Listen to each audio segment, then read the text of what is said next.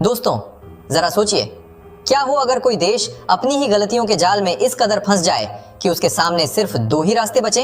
या तो वह अपने सबसे भरोसेमंद पड़ोसी के सामने अपनी गलतियां माने या फिर एक भयंकर आर्थिक बर्बादी का सामना करे। आज हमारा पड़ोसी देश बांग्लादेश कुछ ऐसे ही बेहद गंभीर हालातों से गुजर रहा है। अगर आप भारत और बांग्लादेश की सीमा के हालातों से वाकिफ हैं तो आप जानते होंगे कि वहां किस तरह का तनाव चल रहा है। लेकिन अब भारत ने जो कूटनीतिक एक्शन लिया है उसने बांग्लादेश के अंदर हड़कंप मचा दिया है और उनकी नींदें उड़ा दी हैं। इस पूरी कहानी की शुरुआत होती है एक बहुत ही बुनियादी जरूरत से, और वो है चावल। जी हाँ, इस समय बांग्लादेश को कम से कम 9 लाख टन चावल की सख्त जरूरत है। अगर यह चावल समय पर नहीं पहुंचा तो वहां एक बड़ा खाद्य संकट खड़ा हो जाएगा। इसी साल जनवरी में बांग्लादेश ने भारत से 2 लाख टन उबले हुए चावल यानी भुजिया चावल की मांग की थी। लेकिन बात सिर्फ 2 लाख टन की नहीं है, उन्हें कुल 9 लाख टन चावल चाहिए। अब आप सोचेंगे कि इसमें बांग्लादेश फंसा कैसे? दरअसल जब जनवरी में उन्होंने चावल खरीदने की योजना बनाई थी तो उन्हें पूरा भरोसा था कि मई जून तक उन्हें IMF इंटरनेशनल मॉनेटरी फंड से 5.5 अरब डॉलर के लोन की पहली किस्त मिल जाएगी। लेकिन जनवरी से मई आते आते हालात पूरी तरह पलट गए।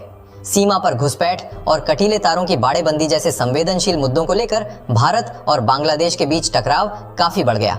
भारत से उलझने का सीधा असर यह हुआ कि कूटनीतिक मंच पर भारत ने यूरोप और जापान के साथ मिलकर ऐसा प्रभाव डाला कि IMF से मिलने वाला बांग्लादेश का वो अहम कर्ज फिलहाल सस्पेंड हो गया।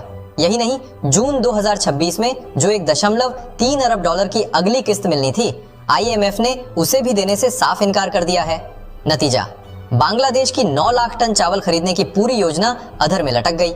अब स्थिति यह है कि उन्हें या तो चावल के लिए भारत से मदद की गुहार लगानी होगी या फिर बाहर से बेहद महंगे चावल का जुगाड़ करना होगा। पहले भारत हमेशा उन्हें भारी डिस्काउंट पर चावल देता था, लेकिन अब न तो कोई डिस्काउंट मिलेगा और न ही कोई विशेष रियायत। IMF ने कहा था कि बिजली और तेल पर दी जाने वाली भारी सब्सिडी बंद करो, लेकिन सरकार ने वोट बैंक के चक्कर में फैमिली कार्ड और फार्मर्स कार्ड जैसी योजनाएं चला दी और डूबते बैंकों को बचाने के लिए खजाने से 20,000 करोड़ टका और फूंक दिए। नतीजा, देश का टैक्स कलेक्शन ऐतिहासिक रूप से गिर गया और 2025 से 26 के शुरुआती 9 महीनों में ही खजाने में 98,000 करोड़ टका, लगभग 8 अरब डॉलर का भारी घाटा दर्ज किया गया। अब आते हैं इस कहानी के सबसे सनसनीखेज सवाल पर। क्या इस महाविनाश के पीछे भारत का कोई खामोश वार है? कागजों पर भले ही IMF इसे बांग्लादेश की आर्थिक विफलता बता दे, लेकिन जियोपॉलिटिक्स के जानकारों की माने तो असली कहानी कुछ और ही है। भारत से बिना वजह पंगा लेना बांग्लादेश को बहुत भारी पड़ा है।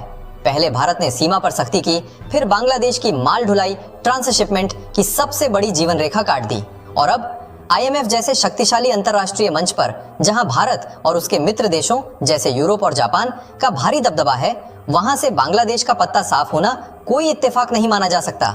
ये एक सीधा और कड़क मैसेज है। अगर आपने अपने सबसे बड़े और भरोसेमंद पड़ोसी के खिलाफ साजिश रची तो दुनिया का कोई भी बैंक आपको बचाने नहीं आएगा।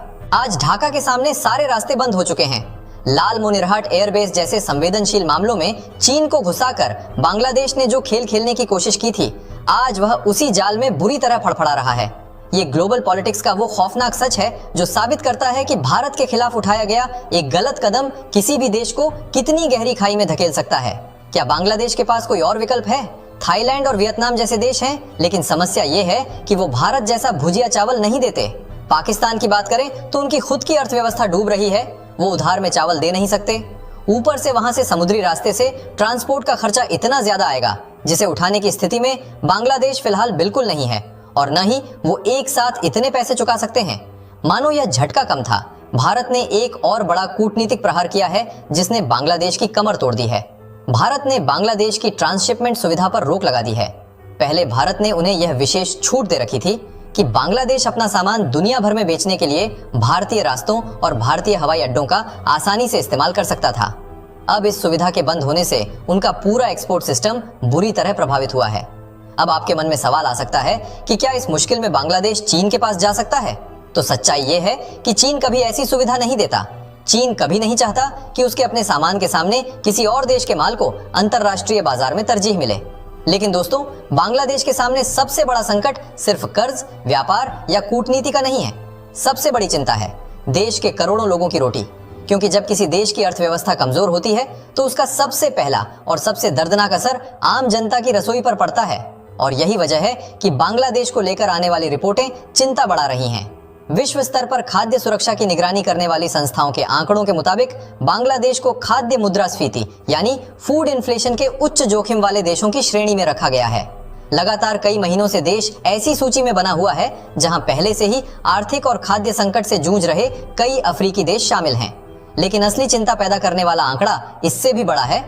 विश्व खाद्य कार्यक्रम यानी WFP के अनुसार बांग्लादेश में करीब 1.6 करोड़ लोग गंभीर खाद्य असुरक्षा का सामना कर रहे हैं। जरा सोचिए, 1.6 करोड़ लोग, ये संख्या कई देशों की कुल आबादी से भी ज्यादा है। इसका मतलब है कि करोड़ों लोगों के सामने यह चिंता है कि आने वाले दिनों में उनके घर की रसोई कैसे चलेगी और खाने की व्यवस्था कैसे होगी। और सबसे दुखद बात, इस संकट का सबसे बड़ा असर बच्चों पर पड़ रहा है। रिपोर्टों के अनुसार लगभग 16 लाख बच्चे गंभीर कुपोषण की समस्या से जूझ रहे हैं। यानी यह सिर्फ आर्थिक संकट नहीं, ये एक मानवीय संकट भी बनता जा रहा है। क्योंकि जब किसी देश के बच्चे पर्याप्त भोजन और पोषण से वंचित होने लगे, पाश तो उसके प्रभाव सिर्फ आज तक सीमित नहीं रहते, बल्कि आने वाली पूरी पीढ़ी पर दिखाई देते हैं। यही कारण है कि बांग्लादेश की खाद्य सुरक्षा को लेकर बढ़ती चिंताओं को दुनिया भर की संस्थाएं बेहद गंभीरता से देख रही हैं। और अब सबसे बड़ा सवाल यही है, क्या बांग्लादेश समय रहते इस संकट पर काबू पा पाएगा, या फिर खाद्यान्न, महंगाई और आर्थिक दबाव मिलकर देश को और भी कठिन दौर की ओर धकेल देंगे। और अब कहानी का सबसे बड़ा और चौंकाने वाला ट्विस्ट, भारत से दूर होते बांग्लादेश को देखकर पाकिस्तान ने मौके पर चौंका मार दिया है। करीब 2 दशकों 20 साल बाद ढाका में पाकिस्तान बांग्लादेश की एक ऐतिहासिक बैठक हुई। पाकिस्तान ने एक बड़ा कूटनीतिक दांव चलते हुए बांग्लादेश को ऑफर दिया है कि वह अपना माल दुनिया भर में बेचने के लिए सीधे पाकिस्तान के कराची बंदरगाह का इस्तेमाल करे। इसका सीधा मकसद क्या है? बांग्लादेश को भारत के रास्तों, ट्रांसिट कॉरिडोर्स पर निर्भर रहने से हमेशा के लिए आजाद करना। अब बांग्लादेश अपना जूट और बाकी सामान कराची के रास्ते चीन और खाड़ी देशों तक भेज सकेगा। जब भारत के दरवाजे बंद हो रहे हैं, तब पाकिस्तान का यह ऑफर बांग्लादेश के लिए अपनी रणनीतिक आजादी वापस पाने का सबसे बड़ा हथियार बनकर उभरा है। इस योजना के तहत पाकिस्तान अपने प्रमुख बंदरगाहों कराची, ग्वादर और अन्य महत्वपूर्ण व्यापारिक केंद्रों को नए लॉजिस्टिक्स कॉरिडोर के जरिए जोड़ रहा है। सरल भाषा में कहें तो पाकिस्तान एक ऐसा व्यापारिक नेटवर्क तैयार करने की कोशिश कर रहा है जहां माल एक देश से दूसरे देश तक पहले के मुकाबले ज्यादा तेजी और कम रुकावटों के साथ पहुंच सके। लेकिन सबसे दिलचस्प बात यह है कि इस पूरे प्लान में चीन की भूमिका बेहद महत्वपूर्ण है। चीन और पाकिस्तान मिलकर ऐसे व्यापारिक रास्तों को मजबूत कर रहे हैं जो मध्य एशिया के देशों किर्गिस्तान, कजाकिस्तान, उज्बेकिस्तान, ताजिकिस्तान और तुर्कमेनिस्तान को सीधे पाकिस्तान के बंदरगाहों से जोड़ सकें। यानी जो माल पहले लंबी और जटिल प्रक्रियाओं से गुजरता था, उसके लिए अब नए रास्ते तैयार किए जा रहे हैं। और यहीं से शुरू होती है असली जियोपॉलिटिकल कहानी, क्योंकि यह सिर्फ कंटेनर और ट्रकों का खेल नहीं है, यह प्रभाव, पहुंच और क्षेत्रीय शक्ति संतुलन का खेल है। दुनिया के बड़े रणनीतिक थिंक टैंकों का मानना है कि हिंद महासागर आने वाले वर्षों में वैश्विक शक्तियों की सबसे बड़ी प्रतिस्पर्धा का केंद्र बन सकता है। कारण साफ है, दुनिया का बहुत बड़ा समुद्री व्यापार और ऊर्जा आपूर्ति इन्हीं समुद्री मार्गों से होकर गुजरती है। जो इन रास्तों को नियंत्रित करेगा, उसका वैश्विक प्रभाव भी उतना ही मजबूत होगा।